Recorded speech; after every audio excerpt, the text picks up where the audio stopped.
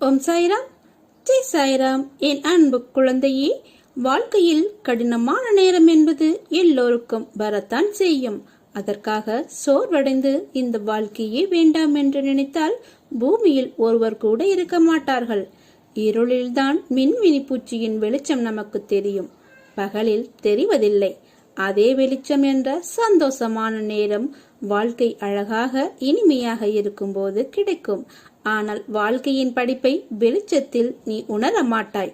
இருளில் அலைந்து அதை நீ உணரும் போதுதான் வாழ்க்கை என்ற ஆத்ம வெளிச்சம் என்ன என்பதை நீ உணர்வாய். வாழ்க்கையில் உன் மனதிற்கு பயம் தோன்றும் நேரம் உன் எதிர்மறை எண்ணங்களால் மட்டுமே. வாழ்க்கையை நினைத்தும் அதன் பொறுப்பை நினைத்தும் அது சரியாக நடக்குமா என்ற பயம் உனக்குள் இருக்கிறது. அதுவே உன் வேலையில் பல தடங்களை ஏற்படுத்துகிறது. இனிமேல் எதற்காகவும் பயப்படாதே. உன்னை தேடி வந்த வாய்ப்புகள் எல்லாம் உனக்கு நான் கொடுத்த வாய்ப்புகள். அதை நீ மனதார ஏற்றுக்கொள். நிச்சயம் அதில் நீ வெற்றி பெறுவாய். நீ ஜெயமாக இருப்பாய். உனக்கான வாயிற்படியை நான் உனக்கு கொடுத்து விட்டேன். அதில் பயணிக்க நீ தயாராக இரு. உனக்கான பக்க பலமாய் உன் கையை பிடித்து உனக்கான வாழ்க்கையை பிரகாசமாக்குவேன். என் பரிபூர்ண அருளையும் உனக்கு நான் தந்து விட்டேன். உன் வாழ்வில் அனைத்து மங்களங்களும் உண்டாகும். பயம், கவலை, விரக்தி உன்னை ஆக்கிரமித்துக் கொள்ளாமல் இரு. இவை என்றுமே உனது வளர்ச்சிக்கு தடையாக இருக்கும் என்பதை நினைவில் கொள். காலம் பொன் போன்றது. அந்த நேரத்தை தேவையற்ற சிந்தனைக்கும் கவலைகளுக்கும் இடமளித்து நீ வீணாக்காதே. எல்லோருக்கும் வாழ்க்கையில் ஏமாற்றம், துரோகம், தோல்விகள் எல்லாம் இருக்கத்தான் செய்யும். அதையெல்லாம் நீ பொருட்படுத்தவே கூடாது. சில விஷயங்களை நீ அப்படியே விட்டுவிட்டு அடுத்த நிகழ்வுகளை நோக்கி நீ பயணப்படுவதுதான் உனக்கு நல்லது. ஏனெனில் உன்னை சுற்றியுள்ள சில பிரச்சனைகளுக்கான தீர்வு உன்னிடமே இருக்கிறது. நீயோ அதை புரிந்து கொள்ளாமல் அந்த பிரச்சனைக்கான தீர்வை தேடி அலைந்து திரிந்து கொண்டிருக்கிறாய். அனுதினமும் உன்னை ஏதாவது ஒரு ரூபத்தில் வழி நடத்த நான் முயற்சி செய்து கொண்டு தான் வருகிறேன். ஆனால் நீயோ அதையெல்லாம் தவற விட்டுவிட்டு பிறகு மீண்டும் என்னிடமே வந்து உன் துயரங்களை போக்க வழி கேட்கிறாய். முதலில் உன் துயரங்களை நினைத்து கவலைப்படாமல் இரு. அப்போதுதான் உன்னை சுற்றி என்ன நடக்கிறது என்று உன்னால் உணர முடியும். உன்னை சொல்லி குற்றமில்லை. இது காலத்தின் கட்டாயம். நீ இந்த நிலையை அனுபவித்தேயாக வேண்டும். உன்னை அதிலிருந்து காக்கவே நான் போராடி கொண்டிருக்கிறேன். நீ இப்பொழுது அனுபவிக்கும் உன் கர்ம வினைகளை உனக்காக நான் அனுபவித்துக் கொண்டிருக்கிறேன். இப்போது நீ அனுபவித்துக் கொண்டிருப்பது அதனுடைய சிறு பகுதியேயே. வாழ்க்கையில் நீ வாழ வேண்டும். நீ சந்திக்கும் தோல்விகளை வைத்து நீ வாழ்க்கையில் வாழ தகுதியற்றவன் என்று நீயே நினைத்து கொள்ளாதே. வாழ்க்கையில் நீ சந்திக்கும் தோல்விகளை வைத்து வாழ்வில் தேவையற்று தோல்வியுற்று விட்டதாக நீயே முடிவு செய்யாதே. எதுவும் நிலையானது இல்லை. இருக்கும் வரை இருப்பதை வைத்து மகிழ்ச்சியாக இரு. நீ அனைத்திலும் வெற்றி பெறும் நாள் வெகு தூரத்தில் இல்லை. விரக்தியை எல்லாம் தூக்கி எறி. அதுதான் உனக்கு முதல் எதிரி. எந்நேரமும் உன்னை நான் பாதுகாத்து கொண்டு தான் இருக்கிறேன். எதற்காகவும் நீ பயப்படாதே. எங்கும் போக மாட்டேன். நான் கல்லறைக்குள் இருந்தாலும் உயிரோடும் சக்தியோடும் இருப்பேன். நீ எங்கு இருந்தாலும் என்னை நினைத்தால் போதும். ஒரு கணம் சாயப்பா என்று கூப்பிட்டால் நான் ஓடோடி வருவேன். உன்னை நினைக்கையில் என் கண்கள் எல்லாம் கலங்குகிறது. எனக்கு என் சாயப்பா தான் எல்லாம் என நினைக்கும் போது பூரிப்பு அடைகிறேன். நீ கவலை கொள்ளாதே. உன் மனதில் வலியை ஏற்படுத்தியவர்கள் ஒரு நாள் அதை உணர்வார்கள். அதையெல்லாம் நினைத்து நீ வருந்தாதே. உன் சாயப்பா உனக்கு துணையாக இருப்பேன். வாழ்க்கை என்பது எல்லாம் கலந்துதான் இருக்கும். போலிக்கும் நிஜத்துக்கும் வித்தியாசங்களை நீ உணர வேண்டும். எல்லோரையும் நம்பு. ஆனால் நீ நம்புகிற அளவுக்கு அவர்கள் உனக்கு உண்மையாக இருக்கிறார்களா என்று யோசித்துக்கொள். உன் அப்பா உனக்கான எல்லா சூழ்நிலைகளிலும் உனக்கு உதவி செய்வேன். அதனால் நீ எதற்கும் கலங்காதே. உன் சாயப்பா உனக்காக இருக்கிறேன். உன் இலக்கை நோக்கி என் மேல் நம்பிக்கை வைத்து முன்னேறு. வெற்றிகள் உனக்கு கிடைக்கும். நான் அதற்கு வழியும் சொல்வேன். என் மேல் உள்ள நம்பிக்கையால் உனக்கு அனைத்து சகல நன்மைகளும் கிடைக்கும். நீ வெற்றி மட்டுமே பெறுவாய். வெற்றி பெறுவதற்காக நீ பிறந்த குழந்தை. இனி எல்லாம் உனக்கு சாதகமாக அமையும். நீ சரணாகதி அடைந்தவர்களுடைய கோரிக்கைகள் நிறைவேறாமல் போவது என்ற பேச்சே என் சங்கல்பத்தில் இல்லை. என் அன்பு குழந்தையே, நீ ஏன் எல்லாவற்றையும் உன் தலையில் வைத்துக் கொண்டு இருக்கிறாய்? ஏன் உன் அப்பா நான் உன் வழிகளை தாங்க மாட்டேனா? நீ அழும்போது என் மனம் துடிக்கின்ற துடிப்பை என்னால் எந்த வார்த்தைகளில் உன்னிடம் கூறுவது என்று எனக்கு தெரியவில்லை. உன் மனவழி, உன் உடம்பில் ஏற்படும் அனைத்தும் வழியையும் நீ என் பெயர் சொல்லி என்னால் அதை தாங்க முடியாது. எனக்கும் அதற்கான பலத்தை தாருங்கள் அப்பா என நீ கேட்கிறாய். இதற்கு நான் என்ன சொல்வது? நீ இப்படி இருப்பதை கண்டு என் மனம் வருந்துகிறது. உன் வழியை நான் தாங்க மாட்டேன் என்று நீ நினைத்திருக்கிறாய். உன் கண்ணீரை காணும்போது அதுதான் எனக்கு வலி ஏற்படுத்துகிறது. உங்கள் பெயர் சொல்லி என்னால் எப்படிப்பட்ட கஷ்டம் தரும் சூழ்நிலைகளையும் தாண்ட முடியும் என்று கூறும்போதுதான் உனக்கு நான் எப்படி உதவி செய்யாமல் இருப்பேன்? வலி தாங்காமல் சில நேரம் நீ கதறும் போது என் மேல் கோபம் கொண்டாலும் அது உன் மனதில் இருந்து வருவதல்ல. அதன் பிறகு என்னை மன்னித்து விடுங்கள் என்று கேட்கும் நீ என் முன் நிற்கும் போது என் மனம் உன்னை எண்ணி கலங்குகிறது. என் பிள்ளையை இப்படி விதியால் படும் அவஸ்தைகள் என் முன் இப்படி நிற்க வைக்கிறதே என்று. நீ துவண்டு போக மாட்டாய். என்ன கஷ்டம் வந்தாலும் நிமிர்ந்து பறந்து வானமாய் மேலோங்கி நிற்பாய். அன்னையாய் உன்னை அரவணைப்பேன். புதியதொரு வாழ்வை அளிப்பேன். நொடி பொழுதும் பிரியாமல் நிழலாக உடனிருந்து உன்னை நான் காத்தருள்வேன். எனக்கு எப்பொழுதும் நீதான் என் பிள்ளை. என்னை உன் பக்கமும் உன்னை என் பக்கமும் இழுத்ததற்கான காரணம் என்னவென்று தெரியுமா? அது நீ இல்லை. உன்னை என் பக்கம் இழுத்தது நான் தான். கடந்த பல பிறவிகளிலிருந்து நாம் ஒன்றாக இருக்கின்றோம். அப்புறம் எப்படி நான் உன்னை விட்டு போக முடியும்? உங்களுக்கு எப்போதும் என் ஆதரவு உண்டு. நீங்கள் என் குழந்தையாக இருப்பதால் எப்போதும் உங்களுக்கு உதவுவேன். குழந்தைகளின் நலனை காப்பது என் பொறுப்பு. கடவுள் உங்கள் வாழ்க்கையில் உள்ள அனைத்து நல்ல மற்றும் கெட்ட விஷயங்களையும் ஒரு நல்ல நோக்கத்திற்காகவே அனுமதிக்கிறார். அதை எப்போதும் நீங்கள் நினைவில் கொள்ளுங்கள். நம் அனைவருள்ளும் இருந்து ஆட்டுவித்து இயக்கும் ஆற்றல் என்பது ஒன்றே என்பதை நீங்கள் உணர்ந்தால் அனைத்திலும் பேதம் பாராது ஒருமைத்தன்மையில் வாழ்வீர்கள். வாழ்க்கையை யாரும் நேசித்து வாழ்வதில்லை. சூழ்நிலையின் காரணமாகத்தான் வாழ்ந்து வருகிறோம். நேசிக்க ஆரம்பிக்கும் போது நம் நாட்கள் முடிந்து விடுகிறது. முடிய போகும் நாட்களை நினைத்து கொண்டு வாழும் நாட்களை நாம் மறந்து விடுகிறோம். மறப்பதும் மறக்க நினைப்பதும் இங்கு ஒன்றேதான். மனம் இங்கு வேறுபட்டு நின்று வேடிக்கை பார்க்கிறது.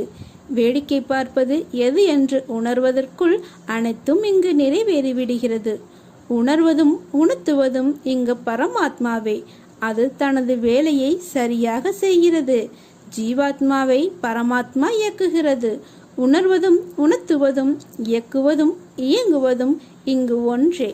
உன்னுள் இருந்து ஆட்டுவிப்பவனுக்கு அனைத்தும் தெரியும். அது தனக்கான நேரம் வரும் வரை எந்த சலனமும் இல்லாமல் நடுக்கடலின் அமைதியை கொண்டு அமைதியாக இருக்கும். உன் வேதனை பலரை சிரிக்க வைக்கலாம். ஆனால் உன் சிரிப்பு ஒருவரை கூட வேதனைப்படுத்தக்கூடாது என்பதை நீ உன் மனதிலும் புத்தியிலும் நிலைநிறுத்திக்கொள். உன் மனமானது இப்போது தள்ளாடி கொண்டிருக்கிறது. கடிவாளம் இல்லாமல் ஓடிக்கொண்டிருக்கிறது. என்றாவது ஒரு நாள் விடியும் என்று காத்திருக்கிறது. நீ அனுபவித்து வரும் துயரங்களில் இருந்து கடினமான சூழ்நிலைகளில் இருந்தும் நீ விடுபட துடிக்கிறாய். மாற்றங்கள் நடக்கப் போகிறது. அது உன் உழைப்புக்கான நல்ல மாற்றமாக இருக்கும். உன் உழைப்புக்கேற்ற ஊதியத்தை கிடைக்க செய்யும். உன் வீட்டிற்கு நான் வரப்போகிறேன். உங்கள் வீட்டிற்கு வர எனக்கு எந்த அழைப்பும் தேவையில்லை. உங்கள் அன்பு மட்டுமே போதும். உங்கள் அன்பு என்னை உங்களை நோக்கி இழுக்குகிறது. என்னால் வர முடியாமல் இருக்காது. நான் கண்டிப்பாக உங்கள் வீட்டிற்கு வருவேன். கல்லறைக்குள் இருந்தாலும் உயிரோடும் சக்தியோடும் இருப்பேன். நீ எங்கு இருந்தாலும் என்னை நினைத்தால் நான் உன்னுடன் இருப்பேன். உன்னுடன் எப்போதும் இருப்பேன். ஒரு நொடி என்னை நினைத்தால் அடுத்த அடுத்த நொடி உன் கண் முன் தோன்றுவேன். உன் செவிகளில் குரலாக ஒலிப்பேன். உனக்கு பக்க பலமாக துணையாக இருப்பேன். வழி நெடுகிலும் உன் கூடவே நறுவேன். எதற்காகவும் நீ கவலைப்படாதே, நல்லதே நடக்கும். உனது விழிகள் திறந்து பார்க்கும் போது உனக்கு முன் நான் அமர்ந்து இருப்பதை காண்பாய். ஆனந்தமாக மகிழ்ச்சியாக இரு. உனக்காக அவதரித்தவன் நான். நான் ஒருவன் மட்டும் அவதரிக்கவில்லை என்றால் அனைத்தும் சம்பித்து போகும். காலத்தின் கட்டாயம், விதிக்கப்பட்ட விதி. எங்கோ யாருக்கோ பிறந்து யாரிடமோ வளர்ந்து பிரிந்து உங்களுக்காக அவதரித்தவன் நான். உனது பாரங்கள் அனைத்தும் நான் சுமக்கவில்லை என்றால் உனது நிலை என்ன ஆயிருக்கும்? யோசித்துப்பார். உன்னை நீ படும் வேதனையிலிருந்து உன்னை விடுவிக்கவே நான் அவதரித்தேன். யாரிடமும் வாக்குவாதம் செய்யாமல் இருக்க பழகிக்கொள். கோபத்தை தவிர்த்துவிடு. தலைக்கு ஏறிவிட்டால் அடக்குவது கடினம். நிதானமாக முடிவெடுத்து செயல்படு. எனது அனுமதியின்றி எதுவும் நடக்காது. எவரையும் நெருங்க விட மாட்டேன் உன் அருகில். எனது அனுமதியின்றி நீ செய்து கொண்டு இருக்கும் பணி எதுவாக இருப்பினும் அதிலிருந்து நீயாக விலக நினைக்காதே. தேவையில்லாமல் உன்னை நீ குழப்பிக் கொள்ளாதே. என்னை கேட்காமல் எந்த முடிவும் அவசரமாக எடுக்க வேண்டாம். அனைத்தும் நான் அறிவேன். எல்லாம் நன்மைக்கே. எனது நாமத்தை மட்டும் நீ உச்சரித்து கொண்டே இரு. நான் என்றும் நீ இருக்கும் திசையில் அவதரித்து கொண்டே இருக்கிறேன். எவர் நினைத்தாலும் தடுக்க முடியாது. எல்லா இடத்திலும் நான் ஜீவித்து கொண்டிருக்கிறேன். உன்னை நீ யார் என்று கேட்டு உணர்ந்து கொள். மனதை ஒருநிலைப்படுத்து. உன்னை நீ மாற்றிக்கொள்ள பழகு. எப்போது எனது மண்ணில் உனது காலடி பட்டதோ அப்போதே உனது கர்ம பலன்கள் அனைத்தும் விலகிவிட்டது. நீ செய்த பாவங்கள் அனைத்தையும் நான் போக்கிவிட்டேன். படிப்படியாக அனைத்தும் உன்னை விட்டு விலகிவிடும்.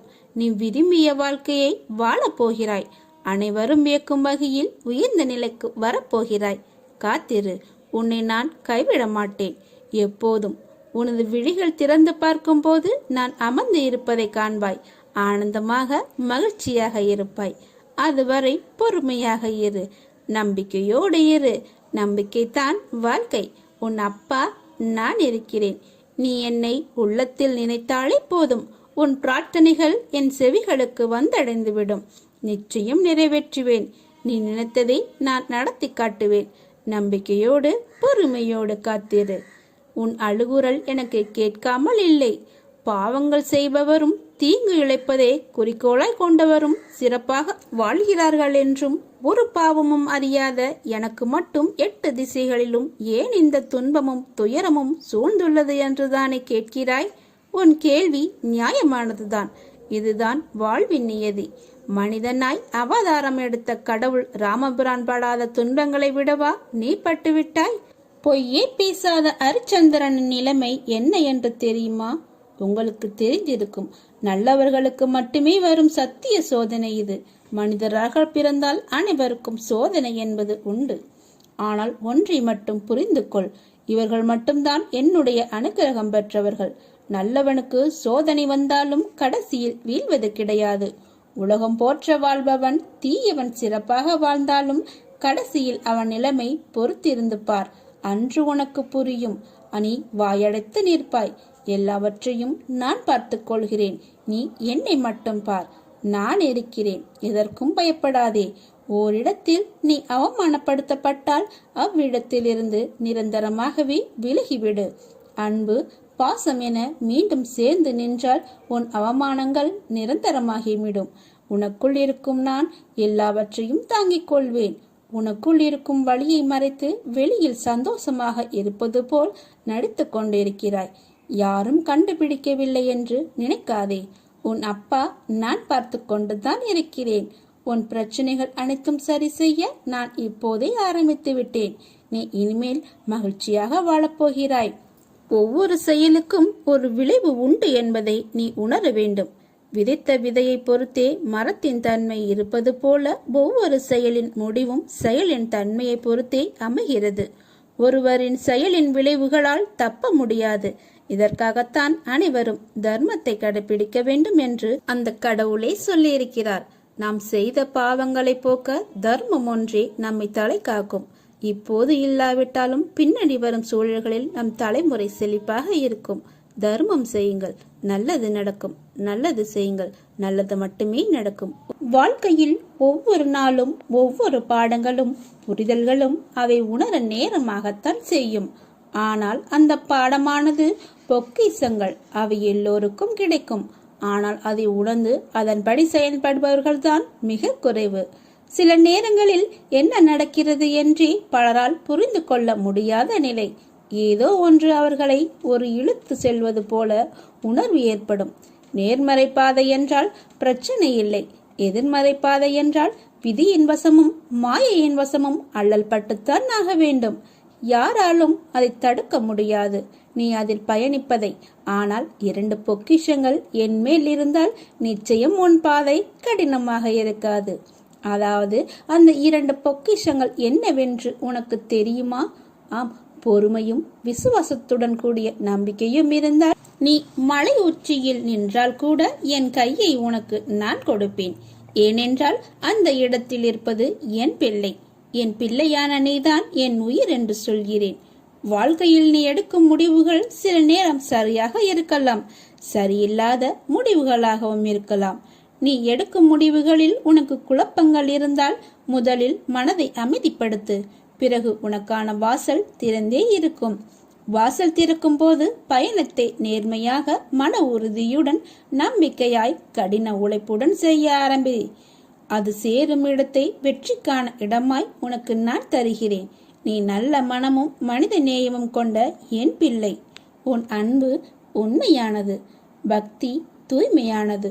உனக்கும் உன்னை சுற்றி உள்ளவர்களுக்கும் என் பரிபூர்ண அருளும் ஆசீர்வாதமும் எப்போதும் உண்டு.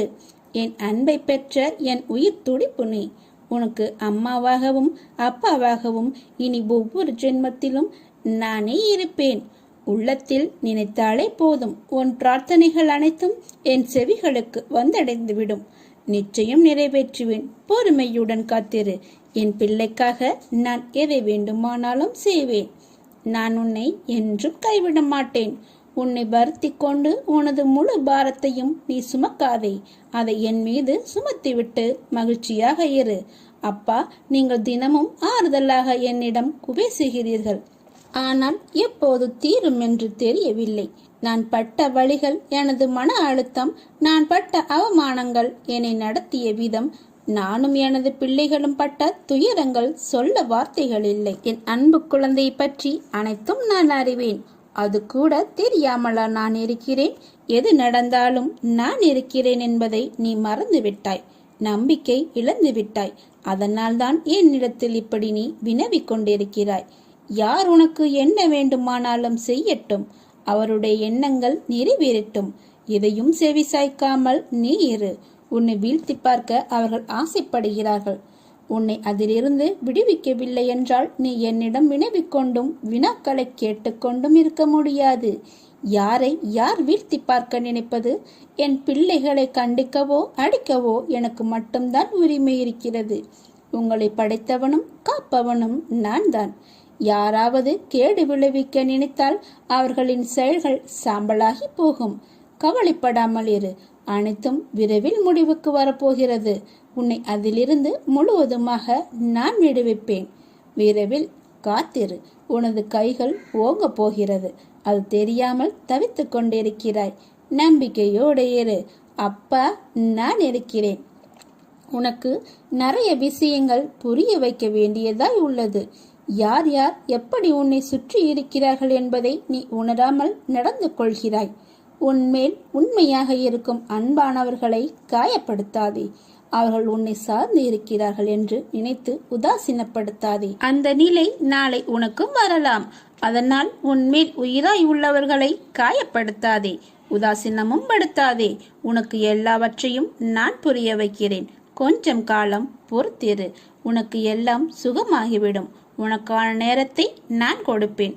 உனக்கு கஷ்டம் வருகிறது என்றால் அதை உன்னை நீ சரி செய்ய என்பதை நினைத்துக்கொள். சரி செய்ய நான் கொடுத்த வாய்ப்பு இது உனக்கு. உனக்கு பிரச்சனை தருவது துன்பத்தை அனுபவிக்க அல்ல, அனுபவத்தையும் வாழ்க்கையின் பாடத்தையும் அதன் உண்மையான நிலைப்பாட்டையும் தருகிறது என்பதை உணர்த்தவே. உனக்கு வெற்றி கிரீடத்தை நான் சூட்டுவேன். சூடும் நேரத்தையும் நீ நெருங்கிக் கொண்டிருக்கிறாய். கவலைப்படாதே, காத்திரு, நல்லதே நடக்கும். ஓம் சாய்ராம்.